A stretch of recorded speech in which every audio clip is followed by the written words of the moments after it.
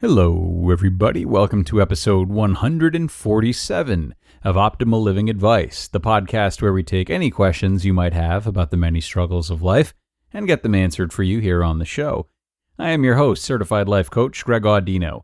Today, we are going to be taking a question from a high schooler about being properly prepared for the next phase of life. But I have a hunch that what she's alluding to is that very same anxiety that tends to follow all of us as we prepare for the next stage. Can we save ourselves from this cycle? Let's see. Here's today's question.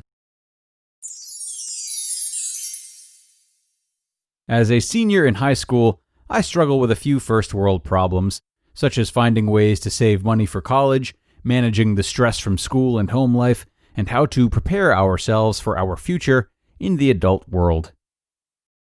Okay, short and sweet, very nice. It's a great question.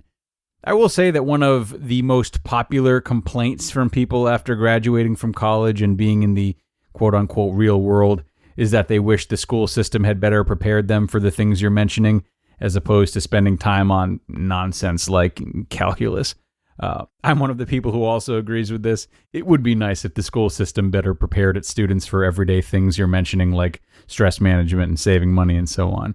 So I might answer this question for you as if I were answering it for my high school self. Now, on the one hand, you can't be waiting around for the education system to teach you these things, nor can you wait around at any point in your life expecting certain entities or teachers to teach you things. If it's not happening where you expect it, that's too bad, but the onus is now on you. The responsibility is now on you to go find it for yourself. So, if you really want to learn about these things, take it upon yourself to seek outside sources. You'd be surprised by how many professionals are willing to take an hour or so to sit down with and help high school students like yourself. You could easily set up an appointment at maybe a bank or your local Fidelity office to learn more about saving for college. You could talk to your in-school counselor or a therapist about stress management techniques both at home and in school. There's always someone out there you can go to for help. And, of course, there are countless websites that can offer valuable information and advice, too. These things may take time to learn, and it might take you a lot of practice and patience to start seeing differences, but the differences are worth it. And life in the real world will rarely come with quick solutions or quick fixes, so get used to this. Now, while it is good to be aware of these things that you've mentioned and have some sort of plan in place or some kind of understanding of them, I would also encourage you to strike a very distinct balance between preparing and also not missing out on your youth.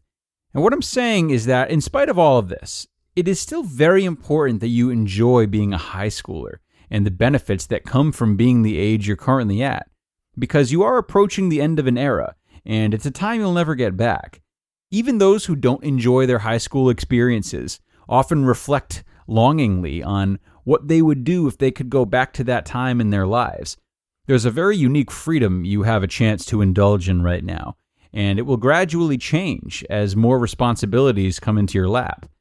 All of the problems you mention having are problems that you get better at solving as you age, They're problems that many people suffer with their entire lives, too.